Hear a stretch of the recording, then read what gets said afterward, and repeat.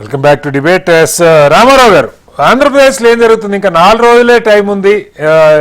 July 14కి అయిపోతున్నారు. మరి కేంద్ర ఎన్నికల సంఘం ఈ టైంని పెంచుతారా లేదో కూడా ఇంతవరకు అయితే స్పష్టత లేదు. ఎన్ని ఎన్యూమరేషన్ ఫారాలు బహుశా ప్రభుత్వం దగ్గరికి, ఎన్నికల అధికారుల దగ్గరికి వెనక్కి వచ్చి ఉంటాయి. అక్కడ మీరు ఎదుర్కొంటున్న ఇబ్బందులు ఇప్పుడు నేను చెప్పాను. తెలంగాణలో అయితే చాలా చోట్ల బిఎల్ఓలు ఇంటింటికి రావట్లేదు, పార్టీ ఏజెంట్లు ఉండట్లా. మరి ఏపీలో ఏమన్నా భిన్నంగా ఉంటే చెప్పండి, సంతోషిస్తాం. నమస్కారం సార్. నమస్తే. మీకు ప్యానల్ ప్రతినిధులు నమస్కారం, వీక్షకులకు నమస్కారం.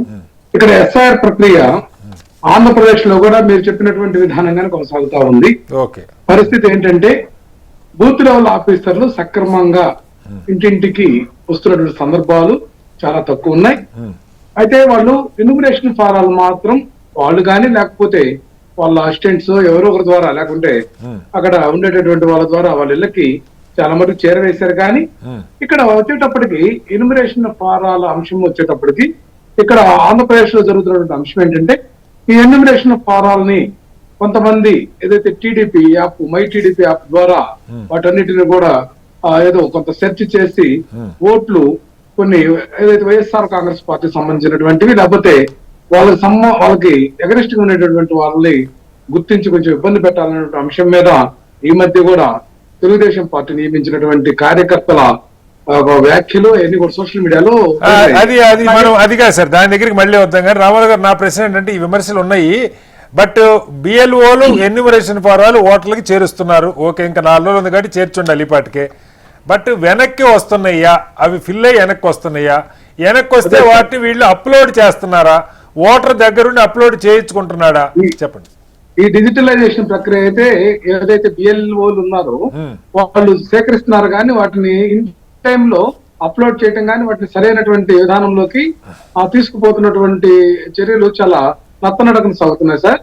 అట్లాగే ఇక్కడ అంశం ఏంటంటే బిఎల్ఏలు కూడా చాలా వరకు నిర్లిప్తత ఉంది. ఇక్కడ ఏం జరిగిందంటే రాజకీయ పార్టీకి సంబంధించినటువంటి వ్యక్తులు కొంతమంది ఓటు హక్కు లేనటువంటి వాళ్ళను కూడా దీంట్లో బిఎల్ఏలుగా చేర్చారనేటువంటి అంశం మీద కొంతమంది అధికారులు కూడా సూచనలు చేస్తున్నటువంటి పరిస్థితి ఉంది కొన్ని కాన్స్టిట్యున్సీ బోత్ పార్టీస్ కూడా. ఎందుకంటే అక్కడ తమకు సంబంధించినటువంటి వ్యక్తులను అక్కడ ఎవరైతే పార్టీ తరఫున అధికారం పొందారో వాళ్ళలో కొంతమంది లోపభూయిష్టమైనటువంటి విధానాలు కూడా అక్కడక్కడ బయటపడుతున్నటువంటి సందర్భాలు ఉన్నాయి.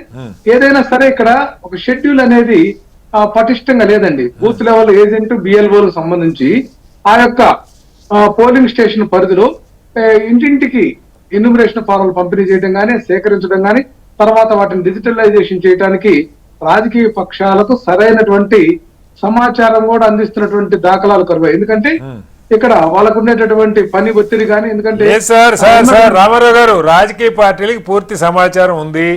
నెల రోజులు కింద బిఎల్ఏలు ఉండాలంటే వాడికి రోజు ఖర్చులు ఎవడు పెట్టుకోవాలి? ఏ పార్టీ ఎమ్మెల్యే క్యాండిడేట్లు ఫైనల్ చేయాలా, సర్పంచ్లు ఫైనల్ చేయాలా, ఓటర్ లిస్టులో రాయించడానికి ఇప్పుడు ఒక్కొక్క ఏజెంటు, బూత్ లెవెల్ ఏజెంటు బూత్కి 4 రోజులు తిరిగితే కానీ ఆ పని కాదు. రోజుకి 1000-2000 ఖర్చులు అవుతాయి. ఎవరి వాళ్ళ పైసలు డబ్బులు ఇవ్వకుండా తిరిగే కార్యకర్తలు ఏ పార్టీకి లేరు. పచ్చిగా మాట్లాడుకుందాం. అక్కడికి వస్తున్నాం సార్. చెప్పండి.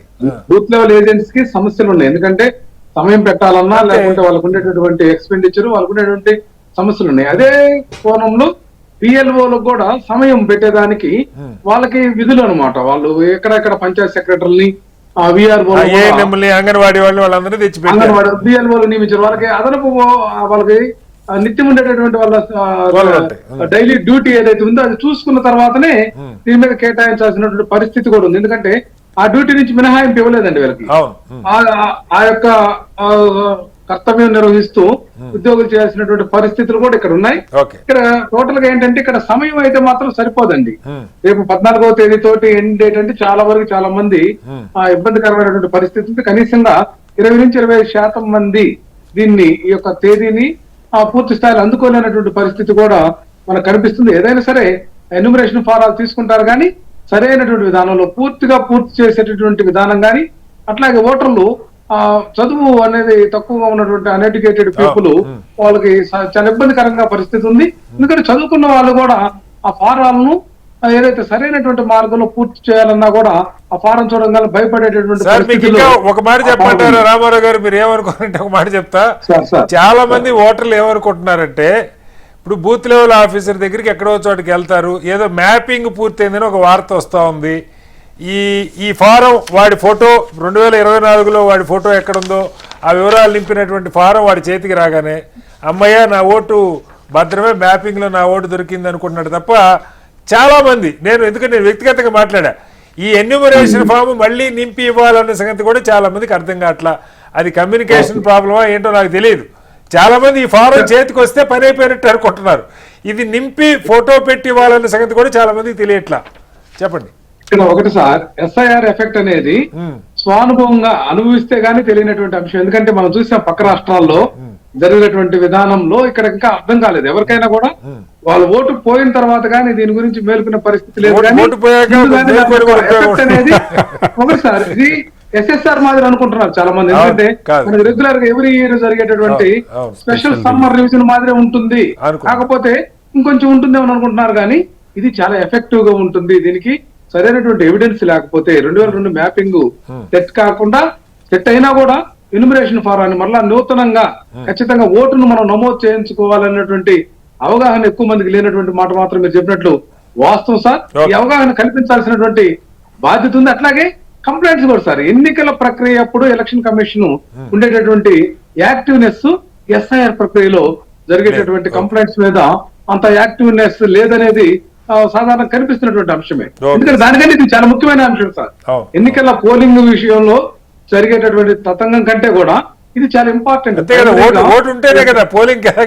కదా సార్. అంటే దీన్ని చాలా ముఖ్యంగా ఎలక్షన్ కమిషన్ భావించడం లేదనేటువంటి ఆలోచన కూడా, లేకపోతే ప్రజలకు పేద వర్గాలు కూడా దీని మీద అభ్యంతరాలు వ్యక్తం చేస్తున్నటువంటి పరిస్థితులు ఉన్నాయి సార్.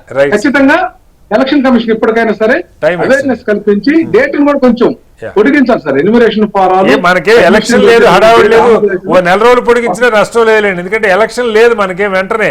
ఇప్పుడేమి అర్జెన్సీ బెంగాల్లో బీహార్లో అంటే ఎన్నికల ముందు పెట్టారు గొడవ, మనకేం ఎన్నికలు లేవు, నిలబట్టే నష్టం లేదు. ఖచ్చితంగా ఎలక్షన్ కమిషన్ అయితే మాత్రం ఈ యొక్క షెడ్యూల్ ని షఫలింగ్ చేసి మినిమం 1 మంత్ ని దాన్ని ప్రొవైడ్ చేయాల్సినటువంటి ఆవశ్యకత ఉంది. ఇది మా పార్టీ వైఎస్ఆర్ కాంగ్రెస్ పార్టీ తరఫున కూడా డిమాండ్ చేస్తున్నటువంటి పరిస్థితి అందరికి అనుకూలంగా ఉంటుంది అనేది. మళ్ళీ వస్తాను.